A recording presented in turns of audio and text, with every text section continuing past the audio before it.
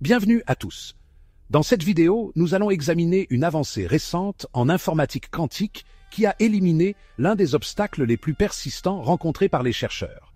Les ordinateurs quantiques promettent des avancées révolutionnaires en matière de calcul depuis plus de 2 décennies, mais ils ont eu du mal à surmonter le bruit et l'instabilité.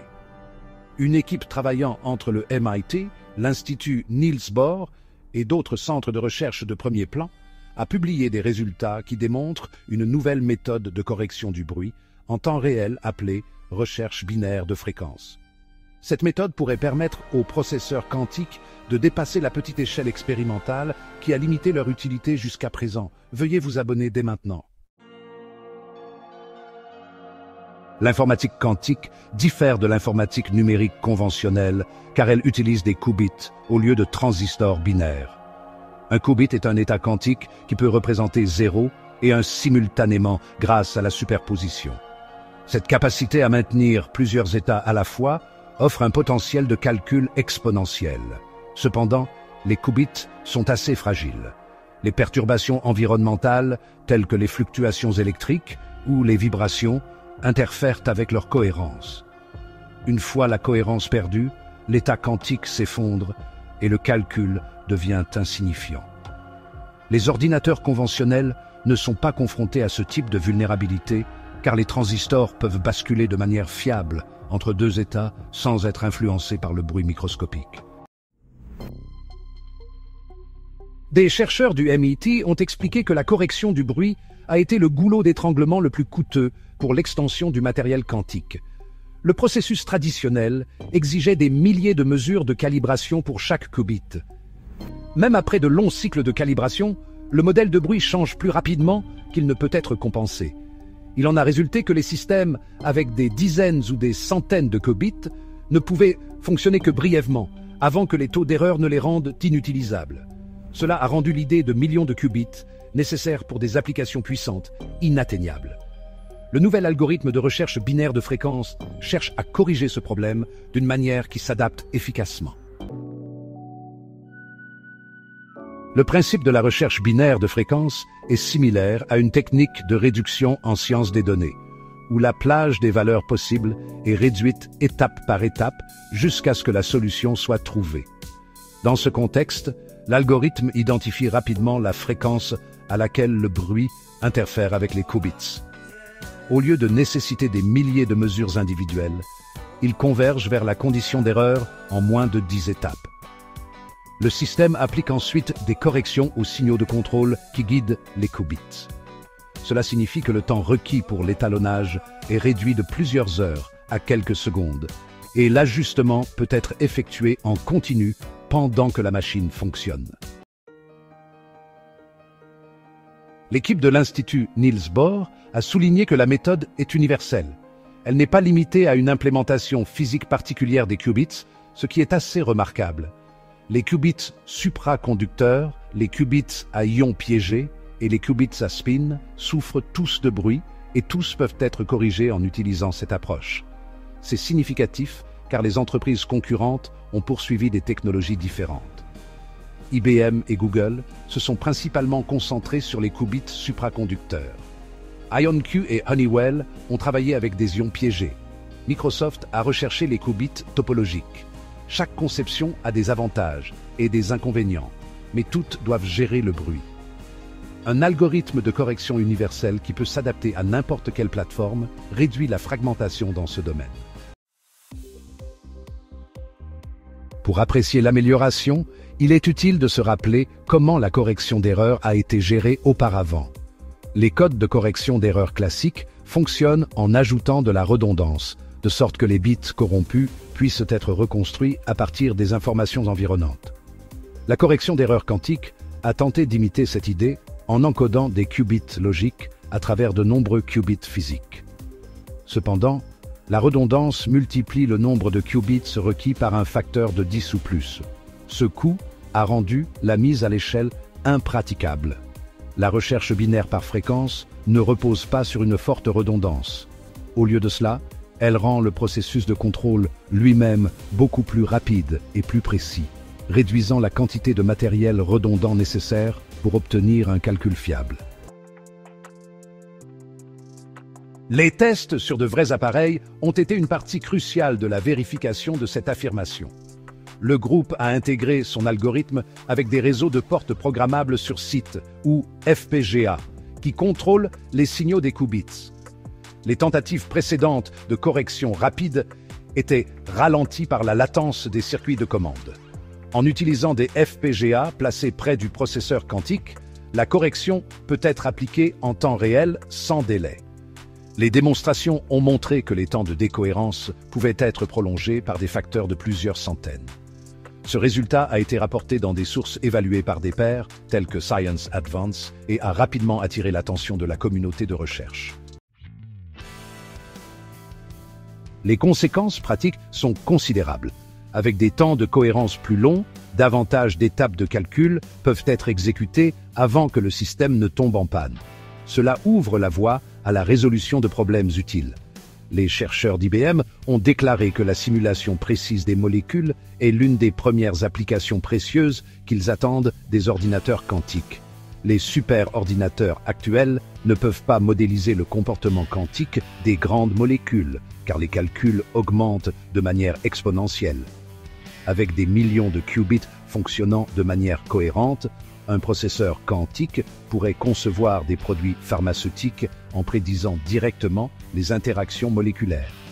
Cela pourrait raccourcir le processus de découverte de médicaments de plusieurs années et réduire les coûts de milliards de dollars dans l'ensemble de l'industrie. Un autre exemple est la cryptographie. Le chiffrement moderne à clé publique repose sur des problèmes mathématiques tels que la factorisation de grands nombres. Les ordinateurs conventionnels ne peuvent pas factoriser ces nombres en un temps raisonnable, ce qui rend le chiffrement sûr. Un ordinateur quantique à grande échelle, exécutant l'algorithme de Shor, pourrait résoudre ces problèmes rapidement. Cela rendrait les méthodes de chiffrement actuelles obsolètes. Des gouvernements, y compris le National Institute of Standards and Technology des États-Unis, ont déjà commencé à préparer de nouvelles normes de chiffrement post-quantique. L'arrivée de la correction du bruit en temps réel rend l'urgence de cette transition plus grande. Si une machine avec des millions de qubits devient opérationnelle d'ici 2026 ou peu après, les infrastructures de sécurité existantes devraient être remplacées immédiatement. La prévision météorologique et la modélisation climatique sont d'autres domaines qui pourraient connaître des améliorations. Les prévisions actuelles sont limitées par l'incapacité à simuler des interactions atmosphériques complexes avec une résolution fine. Les processeurs quantiques avec correction de bruit pourraient gérer beaucoup plus de variables simultanément. Le Centre européen pour les prévisions météorologiques à moyen terme a exprimé son intérêt à intégrer des ressources quantiques dès qu'elles seront disponibles. Des prévisions précises, jusqu'aux localités spécifiques, amélioreraient l'agriculture, la préparation aux catastrophes et la logistique des transports. Ce sont des exemples d'impact à moyen terme, où les gouvernements et l'industrie peuvent déjà percevoir la valeur potentielle et prévoient d'adopter cette technologie dès qu'elle sera viable. Dans le secteur financier, des entreprises comme JP Morgan Chase ont testé des algorithmes quantiques sur de petits équipements expérimentaux. La capacité d'analyser simultanément un grand nombre de variables de marché pourrait permettre des prévisions et des optimisations qui surpassent les méthodes classiques. Le facteur limitant a été le bruit, ce qui a rendu les résultats peu fiables. Avec une correction en temps réel, de telles applications pourraient être mises à l'échelle. Les premiers essais rapportés dans IEEE Spectrum ont suggéré que les problèmes d'optimisation de portefeuille qui prennent des heures sur les systèmes traditionnels pourraient être résolus en quelques secondes avec un matériel quantique fonctionnel. À mesure que le matériel progresse, ces essais passeront de la démonstration à de véritables applications de marché. Il est important de mentionner aussi les limites. L'algorithme gère le bruit, mais il n'élimine pas tous les défis techniques. La construction de matériel avec des millions de qubits nécessite toujours une fabrication avancée, un refroidissement extrême et des infrastructures stables. La recherche de Microsoft sur les qubits topologiques est une approche pour réduire la fragilité au niveau matériel. D'autres groupes explorent des conceptions de qubits tolérants aux erreurs. La recherche binaire de fréquences doit être considérée comme un complément à ces efforts et non comme un substitut. De plus, la production à grande échelle de processeurs quantiques fiables nécessitera des investissements industriels comparables à ceux de l'industrie des semi-conducteurs. Cette transition prendra des années, même dans des conditions favorables. Les universités et les programmes gouvernementaux s'efforcent déjà de soutenir ces développements. Aux États-Unis, le National Quantum Initiative Act a financé des centres de recherche au MIT, à l'Université de Chicago et dans d'autres institutions. La Commission européenne a mis en place le programme Quantum Flagship pour coordonner les travaux entre les États membres. Le ministère japonais des Communications a investi dans des projets de réseaux quantiques qui relieraient les ordinateurs quantiques entre eux. Chacune de ces initiatives reconnaît que les avancées en matière de correction du bruit accélèrent le calendrier.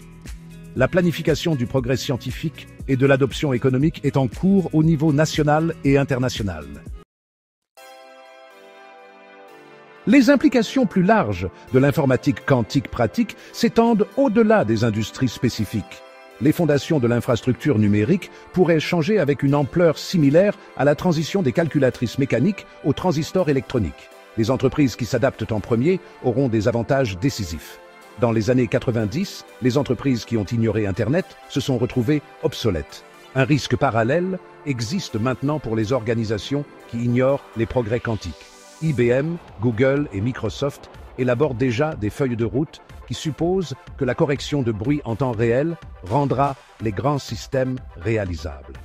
D'autres entreprises technologiques suivront probablement à mesure que le potentiel commercial deviendra évident. En regardant plus loin, si les machines avec des millions de qubits deviennent la norme, de tout nouveaux domaines de recherche s'ouvriront. Par exemple, l'étude des matériaux au niveau quantique pourrait produire des supraconducteurs qui fonctionnent à température ambiante. Cela révolutionnerait la transmission d'énergie. Des chercheurs de l'ETH Zurich ont publié des articles explorant ces possibilités, mais elles restent théoriques en raison des limites de la simulation. Avec des processeurs quantiques corrigés des erreurs, ces théories pourraient être testées directement.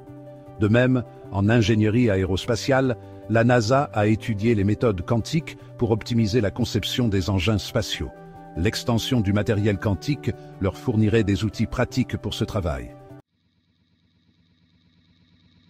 Pour un futur proche, le calendrier est serré. Avant cette avancée, de nombreux observateurs pensaient que l'informatique quantique à grande échelle resterait lointaine pendant des décennies. Avec la recherche binaire de fréquences, le calendrier pourrait s'accélérer. D'ici 2026, nous pourrions voir les premières démonstrations de machines avec des millions de qubits effectuant des tâches utiles. Cela marquerait le moment où l'informatique quantique passerait de la science expérimentale à la technologie appliquée. Ce n'est pas garanti, car des défis de fabrication et d'infrastructure subsistent. Mais les premiers résultats suggèrent que le bruit ne sera plus le principal facteur limitant. Cela a fondamentalement changé les perspectives au sein des communautés de recherche. Comme pour tous les changements technologiques majeurs, la préparation de la main-d'œuvre est également nécessaire. Les universités et les prestataires de formation privée élargissent leurs cours en sciences de l'information quantique. Par exemple, le MIT propose des modules en ligne pour les ingénieurs qui souhaitent apprendre la programmation quantique. Des entreprises privées ont commencé à produire des kits d'outils afin que les développeurs de logiciels puissent se préparer aux plateformes quantiques. Ces efforts sont essentiels car l'expertise est rare.